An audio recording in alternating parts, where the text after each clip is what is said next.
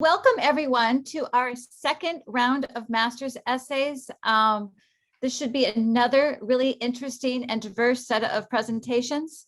And before we begin, I again want to thank all of you who have taken so much time and given your support toward this program, especially those who have been primary readers, secondary readers, advisors. Thank you so much. And I also want to give a special shout out to Kristen McCormick and Dina Jerome, who have really handled all the logistics with this. So without further ado, I think we should just get on with the show. And I'd like to now introduce our first presenter, Nuria Gallego Marquez, and she is coming to us from Rice University with two bachelor's degrees, one in bioengineering and another in French studies. So as you can see, the title of her presentation is Sexual Violence Affecting Female Sex Workers in Côte d'Ivoire, a Human Rights and Public Health Issue. So welcome, Nuria. Thank you so much for that introduction, Kristen, and welcome everyone. And thank you all so much for being here. Before I begin, I just wanted to briefly mention that, as you can imagine, based on the title, my presentation will focus heavily on issues related to sexual violence. So if you think you'll need to step away either for the whole presentation or for portions of it, please do feel free to do so at any moment. But jumping right in, I want to introduce the importance of this topic worldwide, as well as in the setting of Côte d'Ivoire in particular. Extensive research has shown that female sex workers are disproportionately affected by sexual violence around the world. And in Côte d'Ivoire in particular, previous studies have estimated that more than a third of sex workers in urban settings have been affected by sexual violence. This has clear implications for human rights, including the violence itself, but also the difficulty that many sex workers face in seeking protections and support, given the criminalization and often stigma that surrounds sex work. However, it also has implications for public health and health in general. As we know that experiencing sexual violence as a sex worker has previously been tied to an increased risk of HIV acquisition, poor mental health, and decreased access to support and health resources, for instance. And that brings us to the conceptual framework of potential pathways through which sexual violence can be affected by the social and legal environment and can lead to poor health outcomes. So I know this is a really busy slide, so I'm just going to focus in on a couple of things in particular and guide you through it. So at the top in light blue, you see some factors like the legal and policing environment, as well as gender inequity and power inequity that can exacerbate sexual violence, as well as decrease reporting and decrease access to health resources after an experience of sexual violence has occurred. Taken together, these factors can result in poor health outcomes, which you see at the bottom in the darker blue. And there are many potential health outcomes linked to sexual violence, but some that I'm highlighting here and throughout my presentation are poor mental health outcomes and substance use, decreased condom negotiation power and use, and an increased risk of HIV. And so understanding these and other potential pathways through which sexual violence mediates health outcomes like HIV, like poor mental health and substance use, is really essential in order to aim to meet the health needs of female sex workers more appropriately and more effectively. So with that, this study aims to better characterize and contextualize the burden of sexual violence affecting female sex workers in Côte d'Ivoire, and to investigate the role that this sexual violence plays among this population as a determinant of HIV risk behaviors, and other adverse health outcomes such as poor mental health. So moving on to the methods of this study. First, recruitment took place across 5 regions in Côte d'Ivoire between November 2019 and May 2020, and participants were recruited using respondent-driven sampling, where initial seeds were recruited using venue-based sampling and were then given a limited number of coupons to distribute to other female sex workers in their networks. Then the survey was implemented by our in-country partner, Indasante, in collaboration with a team at the Center for Public Health and Human Rights here at Johns Hopkins, led by PI Steph Barral and financed by the Global Fund. The survey included a lot of variable categories and was complemented as well by the qualitative toolkit. But for the purposes of this presentation and of my analysis, I'll be focusing only on the quantitative analysis of relevant variables. So my analysis began with a descriptive analysis of all the variables of interest, as well as sociodemographic variables, to get a good sense of the sample. Then I conducted a bivariate analysis that compared the prevalence of lifetime sexual violence across different sociodemographic, behavioral, and health categories, but always within the female sex worker group. And then finally, I constructed a multivariate logistic regression model, and I included in this model the variables that showed statistical significance in the bivariate analysis. But there were also a couple of variables that were not significant in the bivariate analysis, but were really important throughout the literature as well as for other reasons. And so those were included as well. And those include age, HIV testing, and condom preservation difficulty, which I'll touch on later. So to better conceptualize sexual violence among female sex workers in Côte d'Ivoire, we explored, as I mentioned, variables within 4 main categories: sociodemographic characteristics, sex work practices, such as venues, health outcomes and behaviors, and finally, violence, both sexual and physical. Moving on to the primary results. So 32% of participants, which was a total of 376 people in total of the sample, reported having experienced sexual violence at some point in their lifetime. And something that I wanted to highlight is that of these 376 that reported having experienced sexual violence, only 26, or less than 7%, said that they had reported their perpetrator to the authorities of some kind. And then ultimately, only 12, so about 3% of the full 376 saw at least one of their perpetrators arrested. And so this is something that stood out to me in the results and that I'll touch on later in terms of implications, but just wanted to present that today.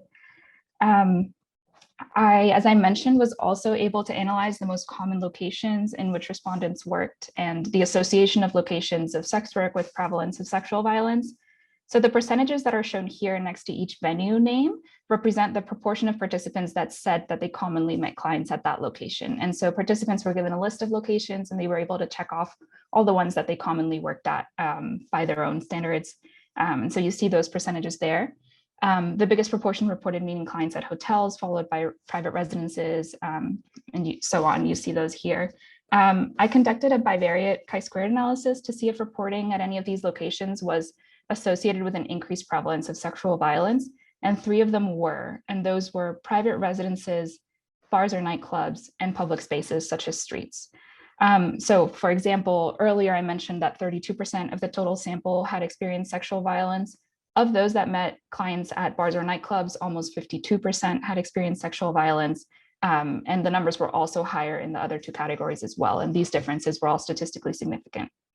So just to mention that this was a cross-sectional analysis, so I can't really establish any temporality or have the data to make inferences about causality, but the results are important in our discussions about criminalization of sex work and how hostile legal and social environments can create power structures in which sex workers aren't able to work at the locations that are safest for them. So finally, just quickly going to cover the results of my multivariate model. And I know that there's a lot here, so I'm just going to point out, just highlight 3 main things. And so just wanted to also remind you that this analysis was comparing sex workers that had experienced sexual violence to sex workers that had not experienced sexual violence. So first, you can see that sexual violence was associated with higher rates of seeking counseling. And this really presents an opportunity to consider how best to support survivors and how to further look at where the gaps exist. And it is also, I think, in my opinion, a positive, since it shows that there is increased seeking of some form of support, but just leads us to know that we do need to provide that increased support. In terms of substance use, you see that violence was also linked with daily alcohol consumption and illegal drug consumption within the last 12 months. And so also something really important to consider when thinking about what mental health and substance use resources need to be made highly available to the population. And then finally, you see that sexual violence was linked with having avoided carrying condoms out of fear of conflict with the police. And just to contextualize this a little bit, there's a long history and a lot of context, including Côte d'Ivoire, that of authorities using carrying condoms as quote unquote proof of sex work and often confiscate those condoms as well. And so keeping that in mind, this result has really important implications for the policing environments and the fact that safety structures that should be protecting these participants from violence are failing in a lot of ways. And it also does have important implications for sex workers' ability to practice protective behaviors like condom use. So overall, we see through these results that sexual violence is common and widespread among sex workers in this setting. And because of this, and because of the associations with health outcomes that we saw in the previous slide, violence prevention agendas should really seek to focus on constructing a legal and social environment that allows sex workers to seek protection and to seek health resources after experiences of sexual violence. And then finally, I also wanted to highlight that minimizing negative interactions with the police among female sex workers is critical in order to improve both sex worker agency to negotiate for safer sex and also safe workers' ability to seek resources. Just going to skip over the limitations for the sake of time. I can go back to it if anyone has any questions. But just to conclude, I think the findings really highlight the need for future violence prevention agendas that focus on constructing an environment, both legal and social, that allows sex workers to seek protection and health resources after experiencing sexual violence, as well as to make choices and protective behaviors before violence occurs, which currently we see there are a number of barriers to. And so overall, I would say that it points to the need for a lot of legal changes or some legal changes to reduce violence and to support sex workers that have experienced violence. So with that to end, I just wanted to thank a lot of people that made this possible, including the participants and study staff that made my research possible in the first place, first and foremost. My readers, Siobhan Holiday and Steph Ferral, Kristen McCormick, Kristen Mari, and Susan Gross, who made all of our success throughout the program possible. And then finally, everyone in my wonderful cohort. So congratulations to everyone.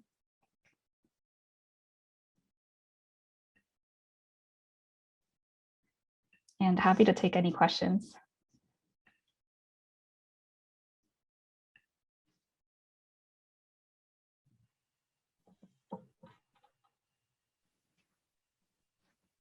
Were there any characteristics, may I, Kristen? Were there any characteristics that were attributable to various patterns of violence or nonviolence that you could discern and would help in terms of identifying intervention strategies? Yeah, do you mean in terms of maybe like sociodemographic groups within the sample that were more yes, vulnerable? and I was interested in the differential between hotels and residences and public spaces and so on, whether there's tiering within the FSW community that you looked at, as well as individual and personal characteristics. Yeah, no, that is a great question. So I did do an analysis of sociodemographic, behaviorals, all of those characteristics, and found no statistically significant differences within any of those groups. So, I mean, I unfortunately didn't have time to include all of my results, but I did think that was an interesting result because it shows that it really is widespread and it's not sort of specific to any one particular demographic group within the sample. It really is throughout all age groups, all nationalities, all of that. I did find some significant findings that those that had been in the profession for longer reported higher rates of violence, but that sort of makes sense just due to sort of the longer exposure time, so to speak. But I also thought that was an interesting result, so I'm glad you asked about that. Great talk, thank you. Great talk. And now I got my voice back. Sorry, folks. Technical difficulty, but I'm back. But thank you, Nuria, for your great presentation. And I also want to just make sure we get a few student questions in here. So Haley has asked a question in the chat, and she asked, do you have any other data or results regarding interactions with police and effects of policing practices?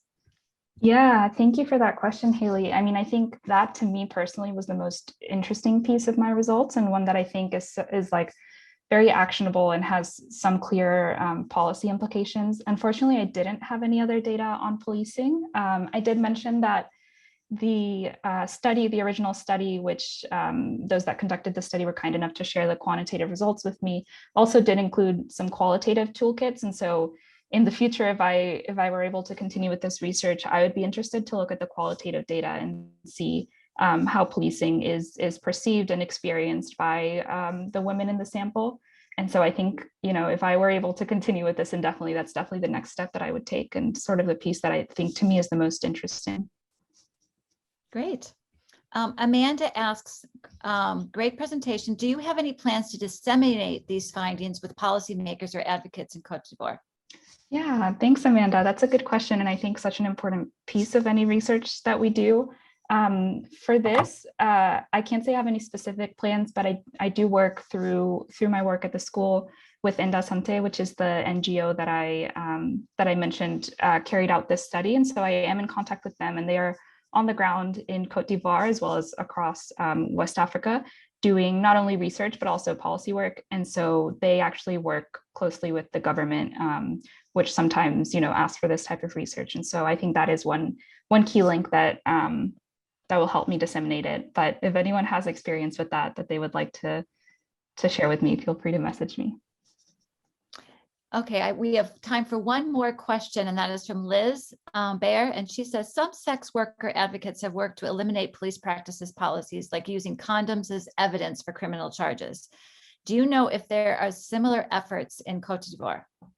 Yeah, thank you, Liz, for that question. And I think going back to Haley's question, the results related to policing, I thought were very important and sort of a key part of this research, and something that I think should be carried forward, and I hope to carry forward myself. I don't know. That is a good question. I don't know about any specific movements within Côte d'Ivoire, but you're right that there have been, there's been advocacy related to that all around the world, and, in North America as well.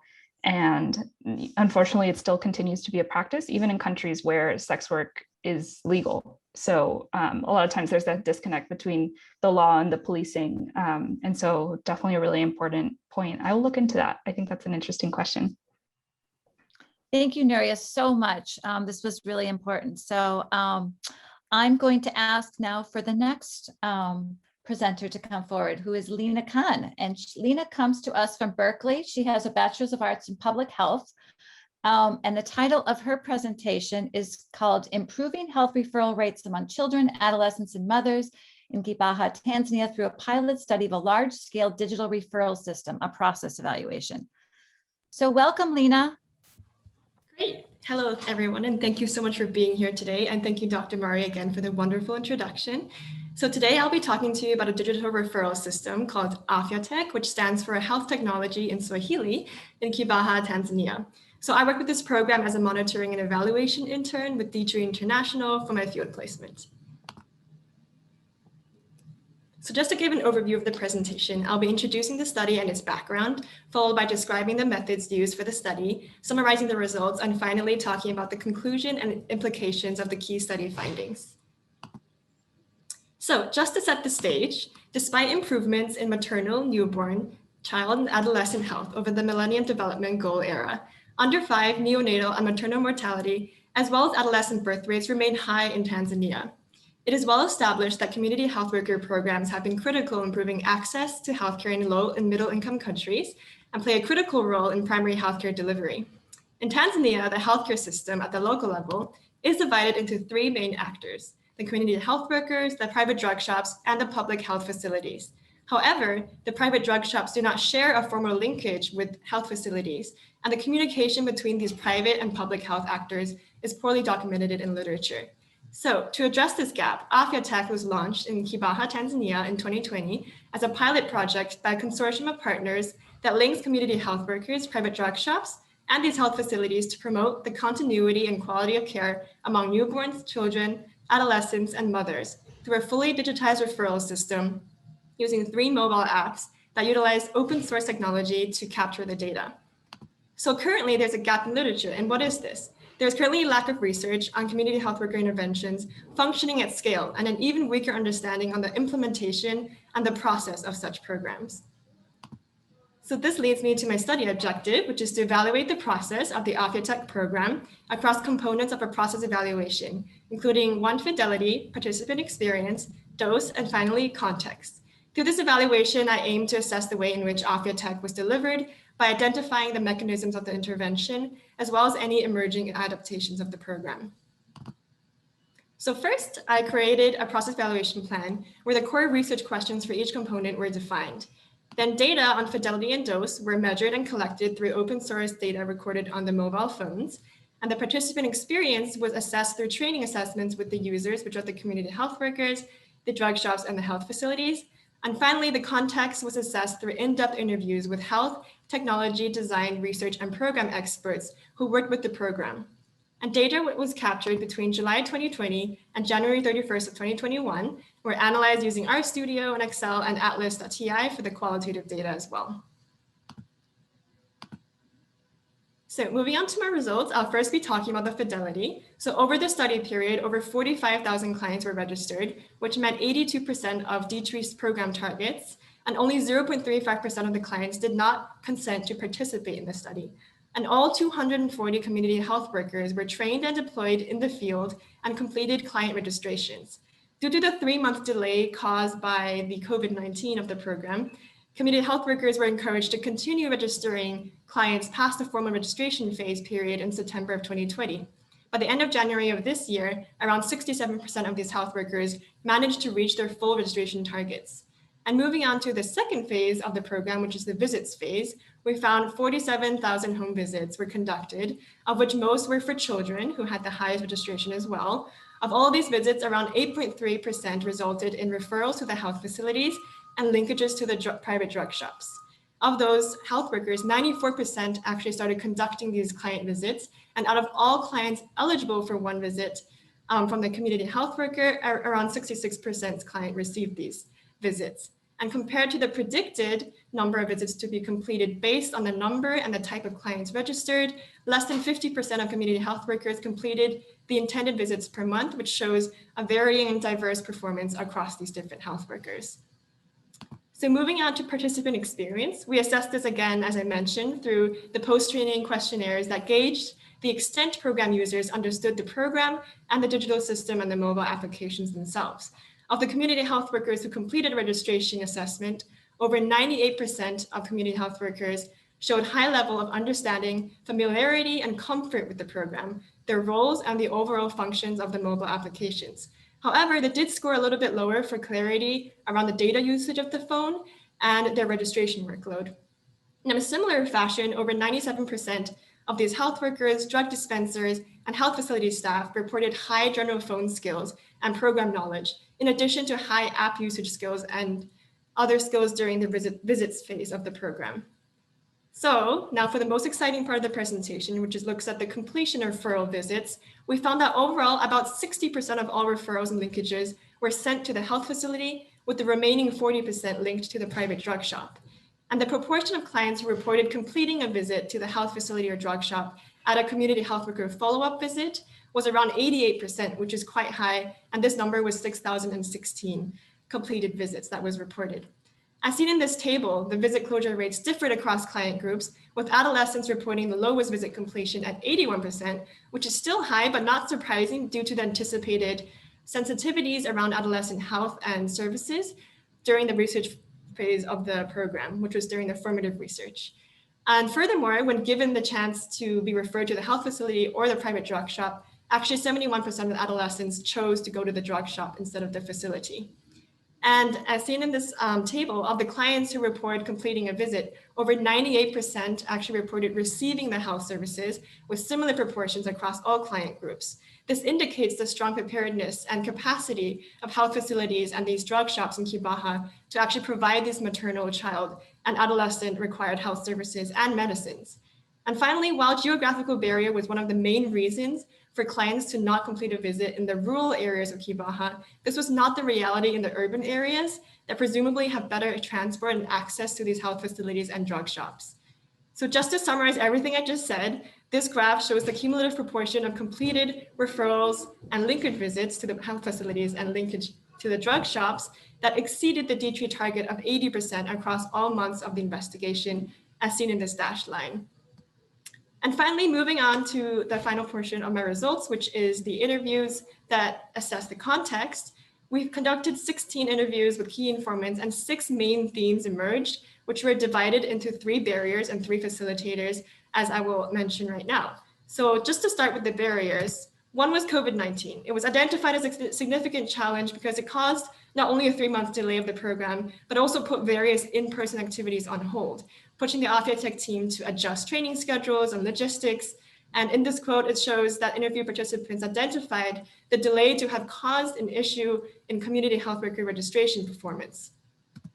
Secondly, there were also cases where community health workers reported a lack of motivation for the program due to the lack of clarity they received around the pay for performance scheme and the data usage on their phones, especially when their registration visits tasks overlapped and they had more work to do. And finally, the key informants reported internet issues and network connectivity as problems, especially with the Vodacom network provider, which led to significant challenges in data syncing, phone communication, and client identification, which is naturally expected with a digital referral system. On the bright side, there were also facilitators to the success of the program. So we found that one, government and community engagement was reported as a program facilitator from the outset of the program, engaging with these key government stakeholders and fostering the strong relationships with the local leaders and giving them ownership of the program was crucial to promote program sustainability and scale up. Secondly, strong partner collaboration was clearly identified as a key to the program's success. The strategic partnerships across local data engineers, program directors, biometric experts, and realist evaluation researchers all help to address these various program challenges and facilitate innovative solutions. And finally, robust technological infrastructure and design were instrumental to the successful linkage between the three health actors. Engineers followed this emergent design process to ensure continuous quality improvement, and interviewees of the key informants reported the open source functionality of the apps as beneficial as data can be shared across the system, as seen in this quote. And so in conclusion, the process evaluation demonstrated the feasibility and acceptability of the program within the community. Despite the program delay, most health workers met their full registration targets and actually began visiting clients. And despite the gaps in visit performance, most clients received at least one visit, which can be expected to improve over time. Secondly, study findings demonstrated the successful coordination between community health workers, drug dispensers, and health facility staff, and emphasizes the importance of tracking key connections across the public and private health actors. The high reported rate of visit completion and receipt of health services indicate the increased access to timely, quality, and people-centered healthcare and reflect the strengthened continuity of care. And finally, last but not least, Afiatech has the potential to improve appropriate use of medicines at the drug shops and increase the uptake of health services at the public health facilities, whether that be for children with symptoms of malaria, for mothers with life-threatening conditions, or for adolescents who are seeking high-quality sexual and reproductive health services. So naturally, the long-term impact are the improved health survival and well-being of children, mothers, and adolescents in Tanzania and hopefully beyond. So I just wanted to say a quick thank you to everyone who helped me throughout this process. Clearly, my readers, Drs. Kristen Murray and Linnea Zimmerman, who helped me a lot throughout the essay writing. My D3 supervisor, Rebecca Littner, who was wonderful and mentored me throughout the whole process. Of course, the D3 Afiatech program and data team, our friends and family, and last but not least, the class of 2021 MSPH cohort. So thank you so much. And are there any questions? Thank you, Lena. That was wonderful. So I will take questions both in the chat, or if you would like to unmute yourself, you can go ahead and do that. So let's see here. We've got some questions coming up already. So Nuria asks, do you know of any changes or adaptations that have been implemented as a result of this work, or any plans for such changes? Yeah, that's a really good question. I mean, naturally, as a process evaluation, your aim is to have the results reflect any program changes. And just so for some context, Afiatech program really has these different systems implemented. First, follow up with the community health workers and the supervisors and the users of the system. So the team is already going out there monthly and routinely to check if there is the performance of the health workers and making sure their phones are working and making sure there's system refinement and continuous quality improvement throughout the process of the evaluation. And there's also changes in the system now to really try to capture the data on the apps and improve the apps through a minimum viable product design, which in other words means that we start with a very bare skeleton of the system or the mobile application. And through time and through the results that's seen here, we try to improve that product each time we talk about, we have a meeting with the different partners, and this product is going to be finalized and improved over time. So that really helps with improving the outcomes and the outputs of the program itself. Thanks, Lena. Another question from Kylie. Can you speak to some of the program outcome indicators that you plan to measure over time? Yeah, that's a really good question too. So again, this is the process of the program. Any outcomes we also have identified are to look at, for example, how many children with symptoms of malaria, diarrhea, pneumonia are able to be seen at the private drug shops or seen at the health facility and provided services. And any of our impact are in the end neonatal mortality, maternal mortality, and adolescent birth rates as well. And looking at how many, the proportion of adolescents who received health services such as reproductive and contraceptive services, for example. And so, yeah, we plan to track these outcomes over time through our monitoring and evaluation data dashboards. And yeah, so that's hopefully leading to the measurement of these impact and outcomes. Okay, we have time for just one more question, and I'll get that from Olga. She asked if you could talk a little bit more about the digital infrastructure of the system, like how do the 3 apps function and how do the 3 health actors communicate with each other? Yes, absolutely. So there's 3 different applications with 3 different workflows for each of the health actors I mentioned. So the health workers, the public health facilities, and the drug shops. And although they work on the same type of system and open source platform, they have different workflows. So the health workers actually are the ones visiting the clients, screening them for danger signs and minor illnesses, and then referring them to either the drug shop or the health facility. And then the identification of these clients are done through biometric fingerprinting, actually. So then when the clients visit the drug shops and the health facilities, they're identified through this fingerprinting, and then their information comes up on the application of the drug shop or the health facility. And at the drug shop, one more step is that they receive the clients, they identify them through this fingerprinting, and then they do another round of screening. And if there's other danger signs identified, then these drug shops also refer these clients to the health facilities. And finally, at the health facilities, they close all of these referrals that were sent to the health facility through the app saying that the client has come, and then that closes the referral and linkages, if that makes sense for how it works. And then all of the data is then tracked into an open source platform, which means that we have access to this data at a daily rate on these different dashboards that we work on. Thank you, Lena, so much. And just to let you know, there are other questions for you that you can address at your pace during the presentations, okay? Great, thanks, all right, everyone. Thank you again. So let's move on to Gabriela Marmolejos. She is coming to us from George Mason University. She has a Bachelor's of Science in Health Administration. And the title of Gabriela's talk is Perceptions of Integrated Care for Pregnant Women with Opioid Use Disorder, a qualitative study with subject matter experts. So take it away, Gabriela. Well, thank you, Kristen, for the kind introduction. I'm really excited to be talking with you all today. So let's get started. Over the past decade or so, national opioid use disorder rates among pregnant women in the US have quadrupled. Opioid use disorder is now responsible for more than 40% of drug-related pregnancy admissions and is a major contributor to maternal mortality across the country. Left untreated, this disorder can result in various morbidities for both the mother and the infant, as well as increased risk of overdose death. And OUD during pregnancy disproportionately occurs among women eligible for health insurance through Medicaid. Unfortunately, there are many systemic barriers to this population receiving evidence-based treatment, such as deficient insurance coverage and shortages of providers skilled in treating their co-occurring conditions. And so there are 2 common types of strategies recommended and used by payers and providers to improve the delivery of healthcare, particularly for patients with complex conditions. While they're not mutually exclusive, their focus is distinct.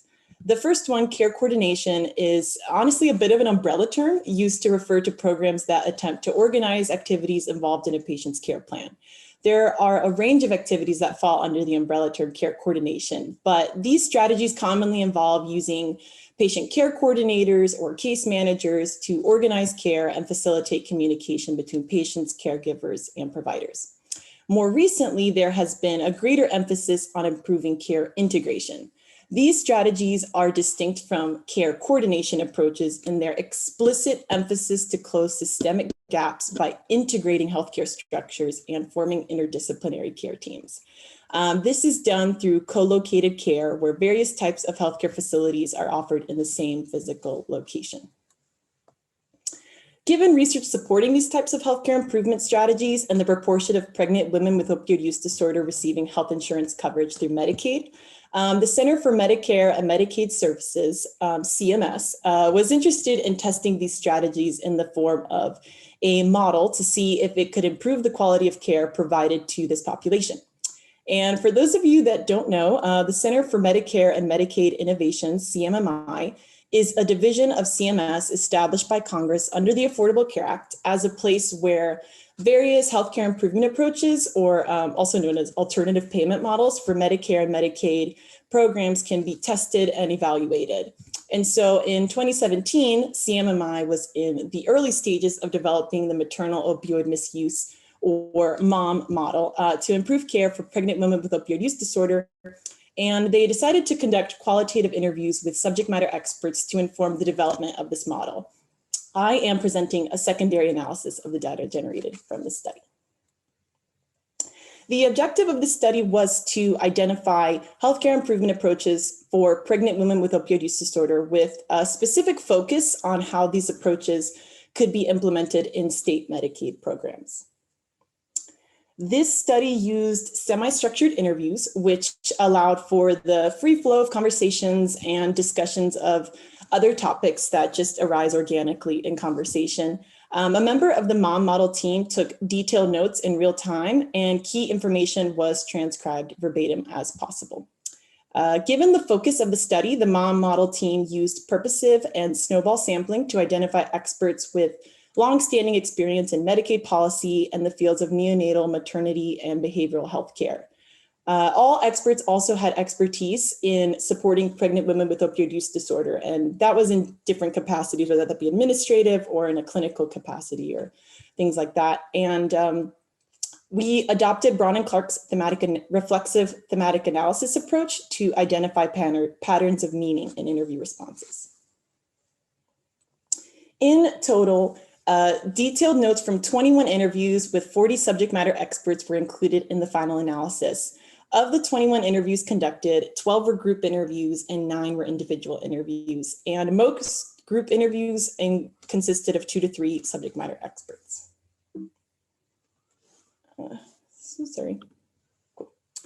And so we identified 3 themes from interview responses. The first, systemic failures, reflects expert recognition of the flaws in the criminal justice, child welfare, social assistance, and healthcare systems, as well as systemic gaps that devastate remission and recovery among pregnant women with opioid use disorder. Co-occurring conditions in this population was a key concern, as most experts recommended a range of services for this population, including behavioral health, mental health, and maternity care services. Almost all experts discussed the need for safe and stable housing, food, transportation, employment, and childcare. And they noted that these issues could affect the health of this population more than the disorder itself. This is reflected in the quote I listed here, where one expert stated that there should be collaboration between the worlds of criminal justice, child welfare, and opioid use disorder treatment. But they typically don't sit together at the table. To address these systemic inefficiencies, experts described various healthcare improvement approaches that we conceptualized under the next 2 themes. Theme 2 highlights more traditional care coordination approaches that I previously described. These were mentioned by some, but certainly not all the experts interviewed. These approaches were more focused on helping patients navigate the confusing healthcare system using case managers or care coordinators. And they were often pretty hands-off for clinicians, as you can see from this quote, where one clinical expert stated, care coordination should mean having a community outreach worker or care navigator rather than just different providers speaking to each other. They help connect the women between different providers. So these types of approaches were not dedicated to merging siloed healthcare structures. At the end of the day, clinicians may remain in their silos, and the expectation is that the patient, with the help of a care navigator, can overcome these systemic failures. On the other hand, as I mentioned previously, what distinguishes care integration approaches is the focus on, it's in the name, integrated healthcare structures.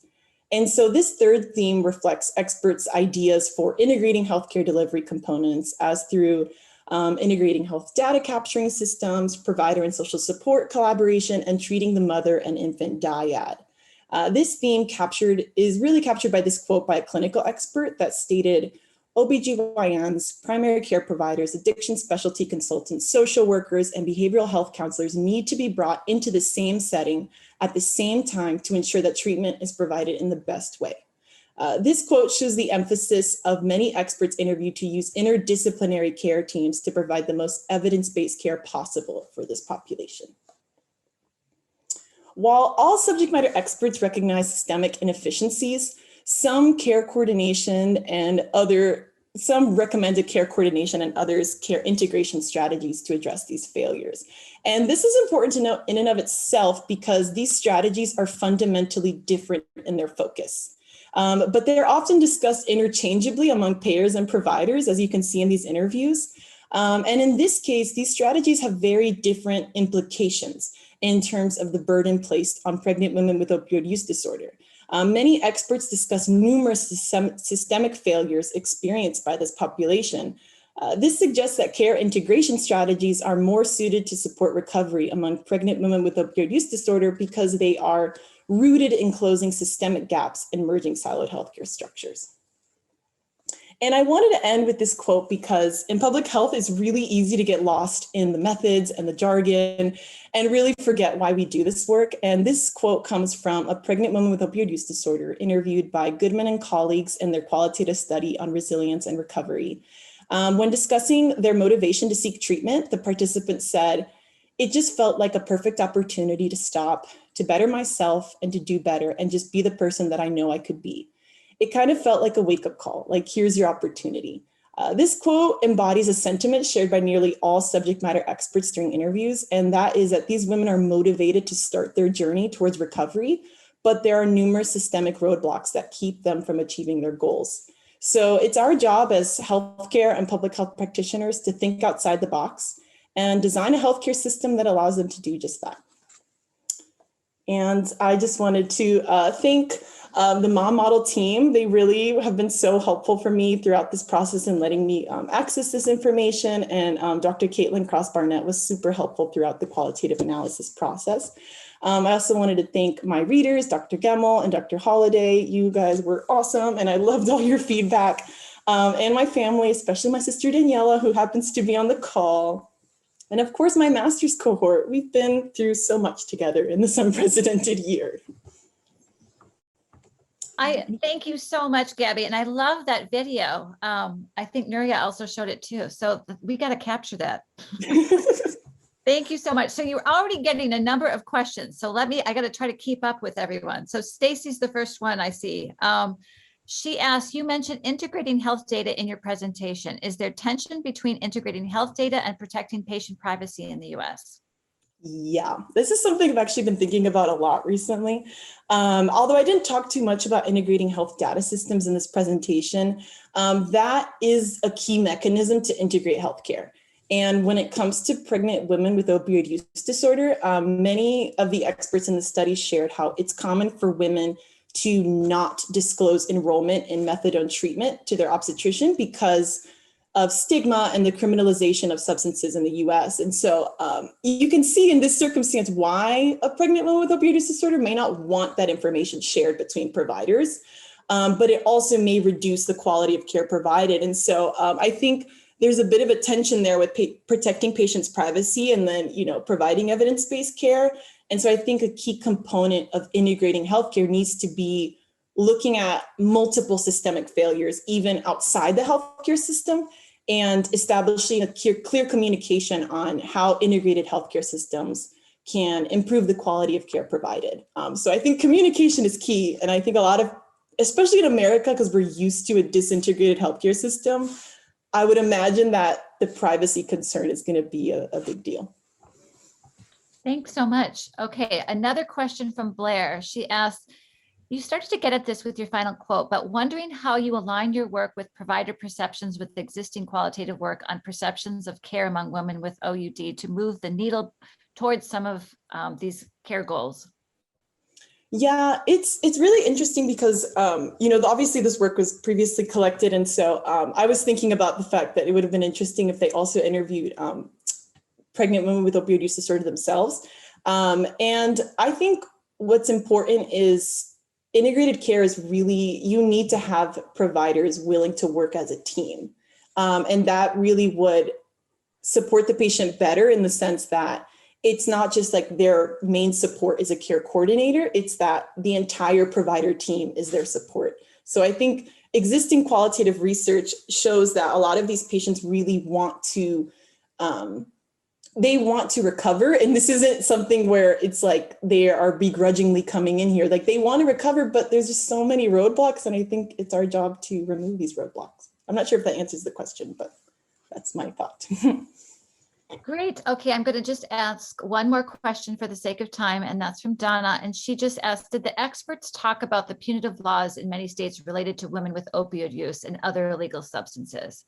Yes. She just adds, in these states, having law enforcement at the table may have a negative effect. So wonder if you can comment on that. Yeah, no, that was actually, that is something that really came up. And that's, we sort of categorize that as like a systemic failure in the criminal justice system. And that in, for instance, I think in Tennessee and Alabama, they previously had laws on the books where providers were required to report any patient that comes in that was using substances during pregnancy, even if that substance is part of their recovery program, receiving medication assisted treatment. And so that was actually, that is a part of the system that's broken in the sense that a lot of times these policymakers are not talking to clinicians and realizing exactly what kind of impact these policies have and how it's not achieving what they want to achieve. And so I think that is really a part of the systemic inefficiency and exactly why you need to have them at the table to try to change these policies. And also just from like another perspective, a lot of in court hearings, a lot of judges do not understand what treatment looks like for women in this population. And so they may they may force foster care because they don't understand what recovery looks like. And so I think you really do need to have them at the table in order to change those policies. Thanks, Gabby, so much. And just to remind you, you also have additional questions in the chat box that you can answer at your own time. But really great presentation. Okay, now we're going to turn it to Ishaan Pathak. He's going to do a presentation about COVID, and he comes to us from the University of California, Los Angeles with a Bachelor's of Science in Electrical Engineering. The title of his presentation, as you can see, is COVID-19 Impacts on Fertility Trends and Population Dynamics in America. So Ishaan, you can take it away. Thank you so much for that introduction, Kristen. Before I start, I just want to say that all of this research has been talking about like 500,000 deaths plus. And when you do that, it's kind of hard to keep track of the fact that these were all individual people with families and loved ones, but COVID has been all around us through this previous year, and you might have experienced losses to your loved ones or your communities. And I just want to acknowledge that and kind of pay a bit of respect to the dead before I start.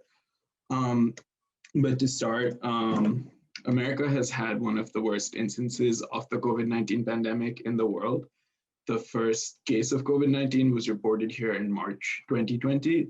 And since then, there's been kind of an upward spike and just continuous increase in the number of cases that hasn't really gone down until this year as vaccinations have started coming in.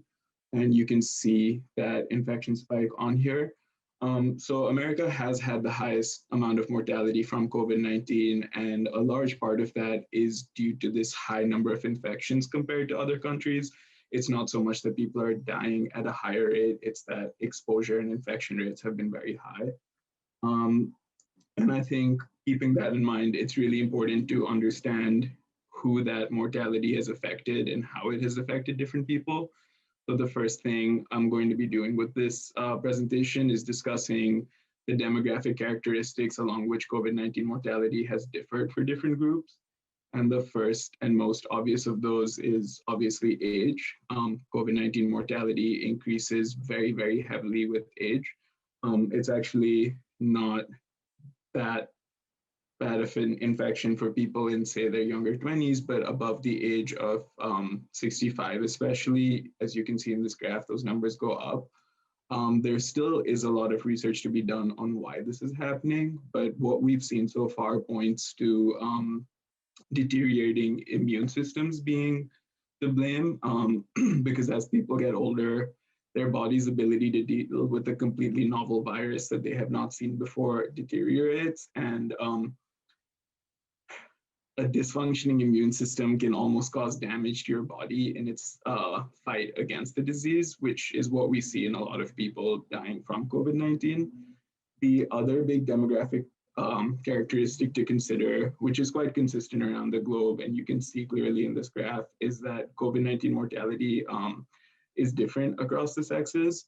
And what you can see in this graph here is that from the age of 18 to about 75, the proportion of mortality skews male. It's about 60% male.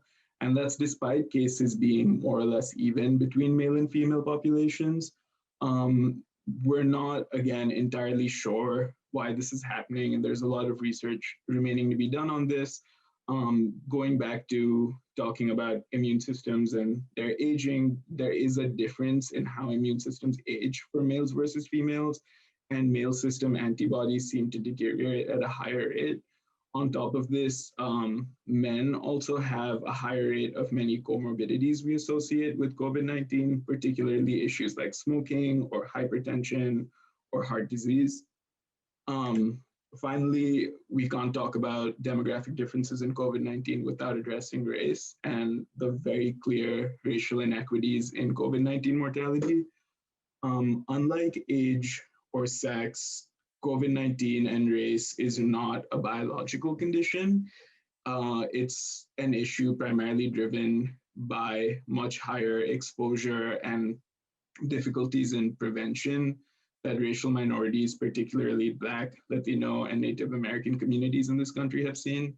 And that all kind of ties back to different racial systems through America. So for example, for Black populations, you have historic segregation and redlining that has made people live in more congested parts of the city that also have higher levels of air pollution with poorer access to food, all of which in different ways contribute to higher rates of infection and worse outcomes once people have infections.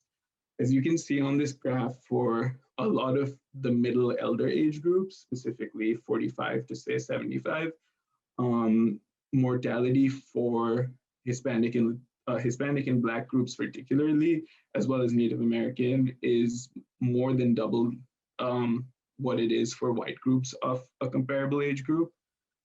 But also with COVID-19, I think all of us are quite aware of the mortality that has been all around us through this previous year. What people think about less is fertility, which has also obviously been impacted by COVID-19 because COVID-19 has not simply been a virus or an infection, it's also been a socioeconomic condition as we've had to change the entire way our society functions to kind of cope with it. And that's led to historic unemployment in the country, as well as, of course, anxiety over what the future looks like, which we should expect to diminish fertility. And to think about that, I chose two historical parallels that I thought were important comparison points. One is the 1918 influenza pandemic, which was the last kind of similar pandemic in terms of its scope and infection style, and also the 2008 recession, because as I mentioned, COVID-19 has also brought about record amounts of unemployment and economic anxiety. And so we have to think about it through that lens as well as through the lens of the disease. With the 1918 influenza epidemic, there was losses to fertility coming from pregnant women dying or reproductive age people dying, which we haven't seen happen in the same way with COVID-19. However, there were also losses due to the climate of the time and people choosing to delay fertility out of anxieties over what was happening around them. And that's a much more comparable point. With the 2008 recession, we see a very, very clear connection between unemployment, housing insecurity, and declines in fertility. And those declines in fertility to the US population never truly recovered after the 2008 recession. And in fact, before COVID-19 even hit, 2019 was the year with America's record lowest fertility. And so that kind of gives us these two models where if we're following from the influenza epidemic, we would expect that once we kind of recover past the issues of COVID itself, fertility would recover. And that's that blip model where it goes down and then back up. With a more economically focused model, we should expect to see fertility continue to be diminished for a few years to come as America and American people recover socially and financially from COVID-19. So with that understanding of how COVID-19 has affected mortality and fertility across different demographics, we can look at previous population projections for 2021 and think about what revising them might look like. And so for this, I've used the Census Bureau projections. And those are stratified by single year of age, sex, race, and ethnicity. But to compare them to COVID-19 mortality required reshaping them and filtering to the correct groups, obviously matching according to age. The important characteristic here is that COVID-19 does not record Latino or Hispanic as an ethnicity. Sorry, not COVID-19. The National Center for Health Statistics in its COVID-19 data records all people of Hispanic or Latino ethnicity as Hispanic or Latino race. And with all other racial categories, it only counts non-Hispanic people of that race, which is obviously different than what we're used to with census data and other US data. So I had to kind of make those two groups comparable. My data on fertility is mainly estimates of how fertility will be lost through this year. And those come primarily from a paper by Kearney and Levine, where they, again, using 2008 recession data, kind of make assumptions on what that would look like. So this is a revised population pyramid for 2021. As you can see, there's not really any major demographic changes, but with the 0-year and 85+ year age group, you can kind of notice how those populations have declined because of COVID-19. And those are the main populations that have been impacted, but really fertility might end up having the largest single point impact on American populations post-COVID-19. And that kind of brings me to my closing point, which is to say that the socioeconomic effects of COVID-19 need to be better understood as we go forward and think about how this nation moves on after COVID-19, particularly that COVID-19 hasn't really created these issues as much as it has exacerbated previously existing issues, and those are the ones that really need to be addressed.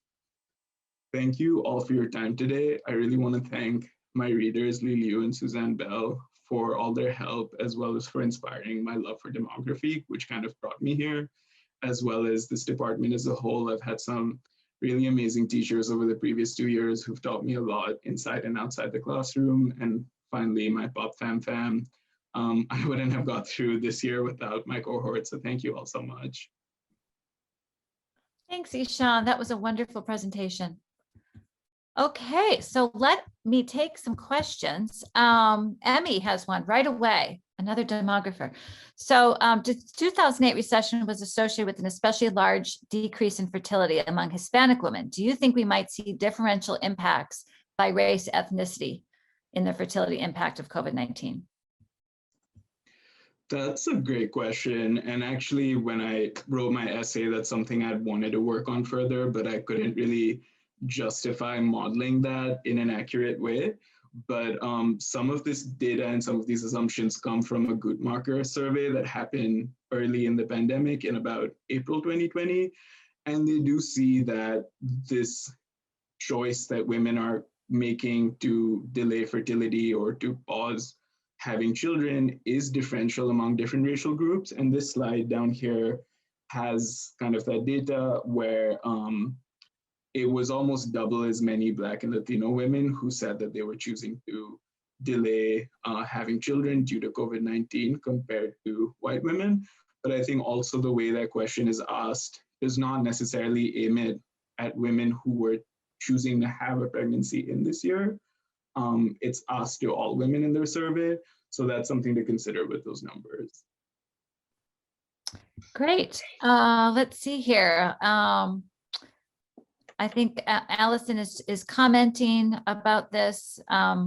We'll have to wait and see if the US follows the pattern. I think she's talking about the preliminary data from Europe that shows a very brief baby bust. Any other questions though for Ishaan that we could, that he could address? And you could, again, unmute yourself or go ahead and write in the chat box.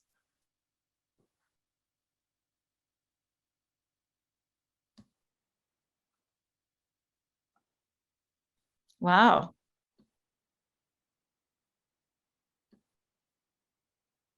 All right, I'll give 30 more seconds to see if there's another question that comes through.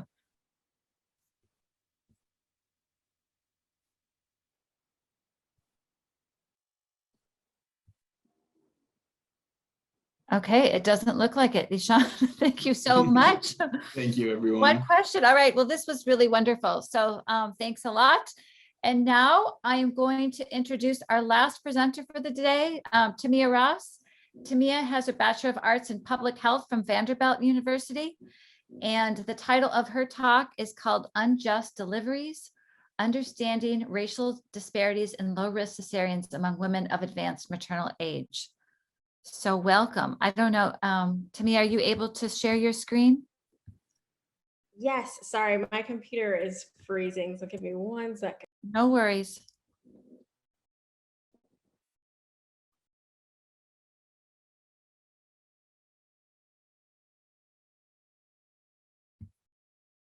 Let us know if you need Dina to share. Oh, there you go. Okay, you're good. If you want to just put it to presenter mode, there you go. All righty, thank you so much, Kristen, for that wonderful introduction, and I'm sorry for the technical difficulties there. So I will begin this presentation by echoing, similar to Ishaan, that when it comes to public health disparities and particularly racial and health inequities, it's easy for us to get lost in the fact that these are people. And especially as a Black woman who has been working very hard to address racial disparities in maternal, infant, and reproductive health outcomes, it's not lost on me, especially how easily I or one of my family members or one of my friends can become one of these data points. And so I just wanted to keep that in mind as we talk about that today. And so before I dive into my topic, some key definitions that I want to bring up are women for advanced maternal age are considered 35 years or older at the time of their delivery. And for the focus of this topic, I'm going to be talking about low-risk cesareans. And these are C-sections that occur among low-risk mothers. In other words, first-time mothers who deliver a single baby headfirst at full term. It's important to note here that although the low risk is in the title, it's more so associating with the fact of low risk in terms of the method of delivery, but it doesn't necessarily mean that they didn't have any risk factors that were going into their pregnancy. And so when we talk about maternal mortality disparities, we have all heard that same statistic that Black women are anywhere from 2 to 3 times as likely to die from pregnancy-related complications compared to other racial and ethnic groups. But what we often don't talk about is the disparities towards the end of this graph here, and looking specifically at women of advanced maternal age. Because while we talk about women in advanced maternal age specifically having higher risk for certain complications because of their higher association with cardiovascular disease, diabetes, and then similarly with Black women on the other side, it doesn't necessarily equate to such a stark increase in mortality that we're seeing here. And especially we consider the maternal mortality disparities for Black women in particular, it begs the question, why is there such a stark jump at this point, and that it goes up to nearly 5 times as high to other racial ethnic groups? And so when we talk about low-risk cesareans, why would I bring this up? Well, even though cesareans are life-saving procedures, at the end of the day, they are still major abdominal surgeries, and especially for mothers that are having their babies for the first time and that meet that specific NTSV criteria that I showed you earlier, this procedure actually brings no added benefits if it's not medically necessary. And in fact, these C-sections are associated with an increased risk of maternal morbidity and mortality, as well as neonatal morbidity and mortality, which is why C-sections for this population, when we're talking about the NTSV criteria, are considered medically unnecessary by the American College of Obstetricians and Gynecologists. However, despite these recommendations and how many efforts that are going into this, unfortunately, when it comes to women of advanced maternal age, generally, they have extremely high rates of these C-sections. And as well as for Black women on the other side of the spectrum, they also have extremely high rates of these C-sections. And so exploring that intersection and coming together, unfortunately, the range for low-risk C-section rates are extremely high for Black women in the United States, ranging anywhere from 39 to 53% is high. And when we think about this, the overall C-section rate, specifically for low-risk C-sections, are 25.6%. So to see these ranges here, you're seeing almost double that for Black women of advanced maternal age compared to any other racial ethnic group, which is extremely concerning considering that they already have very high rates of maternal mortality and morbidity. And for the fact that these procedures might be associated with that, it caused me to want to explore this further. And so while the literature is pretty robust about the racial disparities in C-sections generally, none have truly explored this question in terms of what it looks like for women at advanced maternal age. And so this prompted me to explore, we can kind of suspect that you're going to see these disparities, but what exactly are the differences in the risk factors that may be associated with this outcome? And so for me, for my hypotheses that I want to explore, I conducted a secondary data analysis with these two questions in mind. And specifically thinking about the fact that I most likely will see that Black women will have a higher likelihood of undergoing these low-risk C-sections, and that the risk factors that contributed to their disparity will be statistically significantly different from that of white women. And so for my materials and methods, my data source was the 2018 US live birth certificate data. My population was focused specifically on women at advanced maternal age and non-Hispanic Black or non-Hispanic white women who had a low risk delivery. So they met that NTSV criteria, but I also included those with vaginal deliveries to have a reference group in addition to the C-section group. And then getting into the statistical analysis for these methods, I conducted the data analysis with both race categories, treating race as the exposure variable while also stratifying by race to explore the risk factors among each of Black and white subpopulations. And for the sociodemographic, medical, and obstetric characteristics that you'll see on the next few slides, these were factors that are either associated in the literature of increasing the odds of low-risk cesareans or decreasing the odds. And so for my results of the nearly 3.8 million births that occurred in 2018, 83,793 met that low risk criteria among Black and white women at advanced maternal age and were included in my sample. And so first, when we're looking at the sociodemographic characteristics, I'm not going to go into detail about everything that you see in the slide, but the important thing to note is for the majority of these births, it took place between the ages of 35 through 39. However, as you can see, the ages did slightly skew more for Black women in terms of having deliveries at older ages. And this was statistically significant as indicated by the asterisk above the graph bars. In addition, this overall population had higher education attainment in terms of college and beyond, private insurance, as well as a greater number of prenatal care visits. Specifically, it's recommended around to have 10 to 11. And so the majority of women had those number of prenatal care visits. And so when we're looking at medical characteristics, these also differed by race, with this population generally leaning more to the higher spectrum for BMI, especially for Black women in terms of being overweight or obese. And they also had higher rates of chronic hypertension and diabetes. However, white women in this case had higher rates of smoking. And then lastly, think of the obstetric characteristics. Gestational diabetes was not statistically significantly different between these two groups. However, preeclampsia, eclampsia, macrosomia, which is where the fetus is rather large, around like 4,000 grams or more, and induction of labor were different between the racial groups. Although I will like to note these risk factors that would typically lead to an increased cesarean, these averages are not very high across the group. And I just want you to notice that when I show you the next slide. And so when we think about the prevalence in terms of the method of delivery, despite the fact that most of those risk factors, aside from BMI, were on the lower end of the spectrum, especially for Black women, they had over half of their deliveries resulting in a C-section. And these differences between Black and white women were statistically significant. And it begs the question, well, what exactly might be different between Black and white women that would result in this? And so furthermore, doing my multivariable logistic regression models, as you can see here on the left is the unadjusted odds ratio, and for the right is the adjusted odds ratio. And as you can see here, Black women at advanced maternal age were 52% more likely to undergo a lower risk C-section compared to white women. And so when we think about the characteristics and the separate multivariable regression models looking within race, these are the factors that I mentioned earlier that could either increase, as indicated by the plus sign, your risk for a low risk C-section, or decrease, as indicated by the minus sign. And without looking at the significantly different column, and aside from the ones that were not statistically significant, you would generally see that they typically look about the same. But when you actually do statistical tests, the ones that were actually statistically significantly different were having less than high school education and being underweight. And so when you explore these factors, what was interesting about them was these were actually the factors where Black women actually have a lower likelihood of undergoing these types of cesarean compared to white women. And so in other words, these factors were considered to be protective.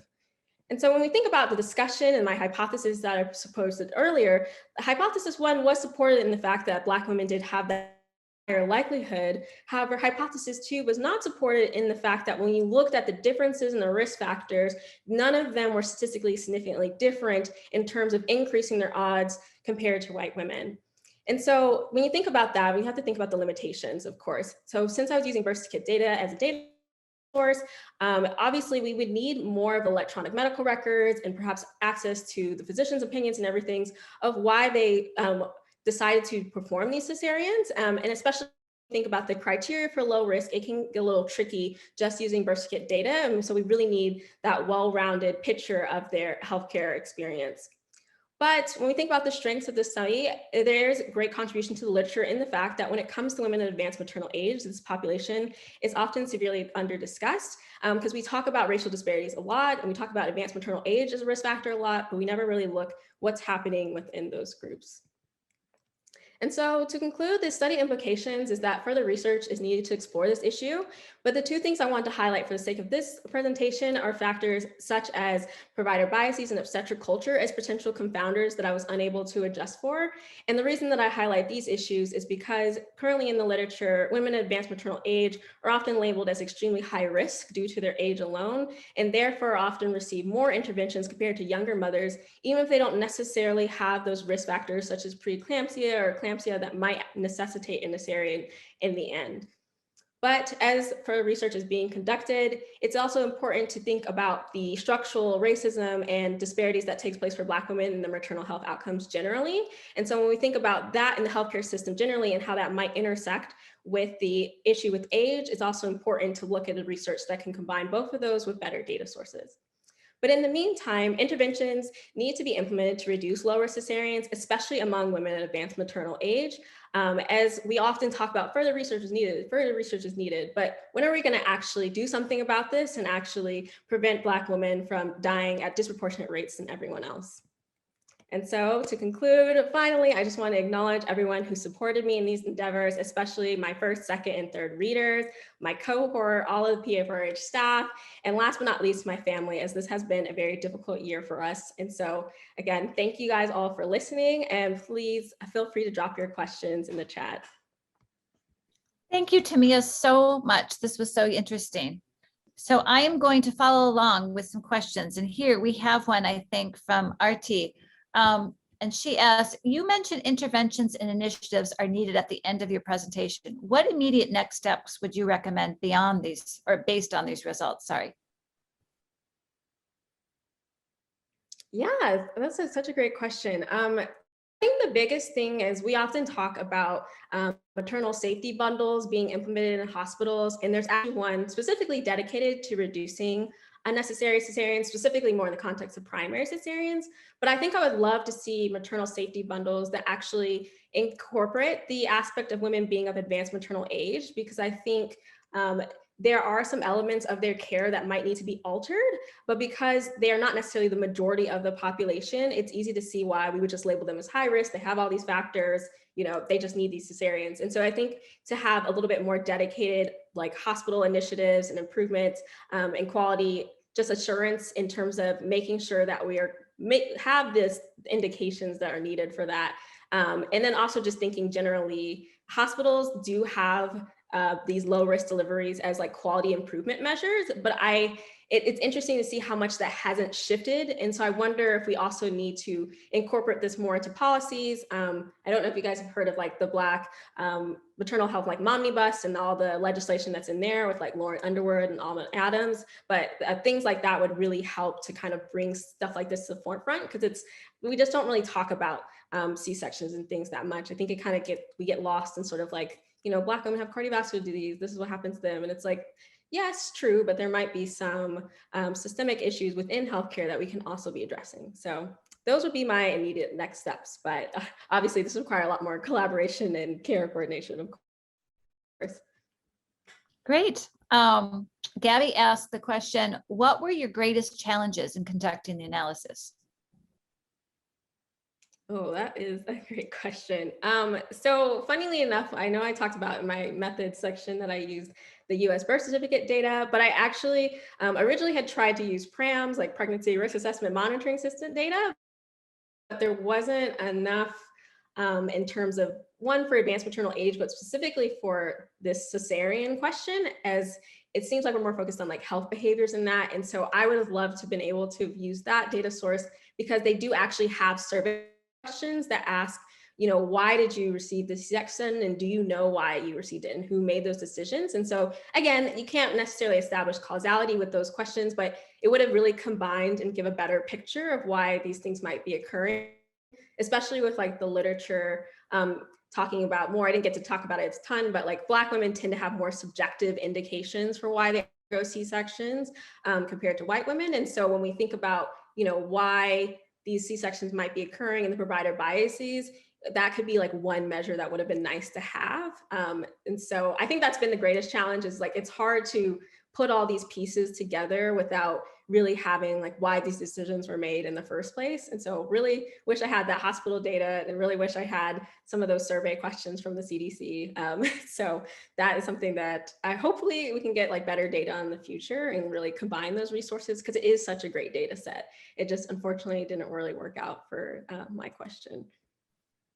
Well, you have what you did, so it was excellent. So, and one more question now from Allison Gamble, and she's asked, are there any qualitative studies investigating racial ethnic differences and deliberately choosing elective procedures like cesarean sections?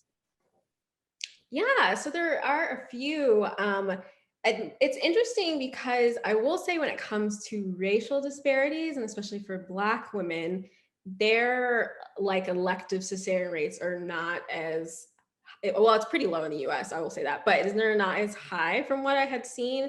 And so I think in some of those things, they had touched upon it a little bit, but it wasn't, because they weren't a big part of the sample, I don't think they were well represented in those discussions. And so I think that would also be a really great thing to do in future research as well, just to get a little bit more qualitative data in terms of why this is occurring, and why, you know, are these things that the women make together with the physician, and now is this an issue of like, okay, this was a shared decision, but maybe we need to change clinical practices, or was this solely the provider? And so I wish there was like a little bit more data specifically for Black women in that context. But there are some qualitative studies, they're just not as well represented in those discussions, if that makes sense. Well, great, Tamia. I think we are at time. And so I really want to thank you and the rest of the presenters for the amazing work that we saw today. And I just want to remind all of you too, before we leave, that the next round of master's presentations takes place on Monday at noon. So just make sure you note that change. But otherwise, we will see you then. And I want to just congratulate all of you. This was such a great presentation round. So, all right, everyone, we'll see you on Monday.